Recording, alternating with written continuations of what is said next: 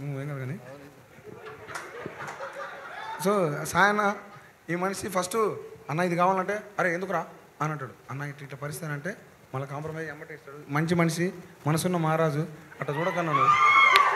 Thank you అన్న, thank you so much. నువ్వు లేకపోతే ప్యాచ్ వర్క్ లేదు, నువ్వు దాన్ని ఒప్పుకున్నావు. దాని తర్వాతనే ఇంకా చాలా గొప్పగా అయిపోయింది సినిమా. ప్యాచ్ వర్కే చేసింది మొత్తం సినిమాకి. నువ్వు లవ్ యూ అన్న, లవ్ యూ సో మచ్. ఇది థ్యాంకింగా ర్యాగింగా? ర్యాగింగ్ అలాగే ఉంది.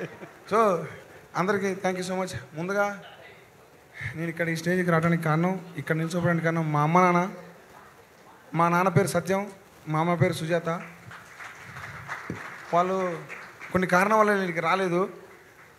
వాళ్ళు ఎప్పటికీ మంచిగా ఉండాలా, నా సక్సెస్ చూసిర్రు. థ్యాంక్స్ అమ్మా నాన్న, మీరు లేకపోతే నేను లేను. నన్ను ఇక్కడ దాకా తీసుకొచ్చినందుకు thank you so much.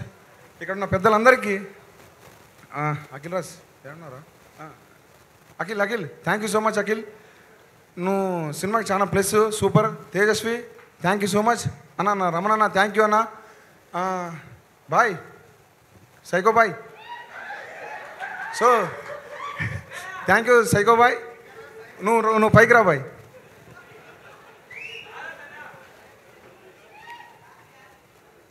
So ఈ బాయ్ నేనే సైకోగాను అంటే నాకు పెద్ద సైకో కాదు, నువ్వు మామూలు సైకో కాదు. హై టెంపర్లో ఎంత టెంపర్ ఉంటుందో నాకు తెలియదు, కానీ మనోడు ఘోరమైన టెంపరు.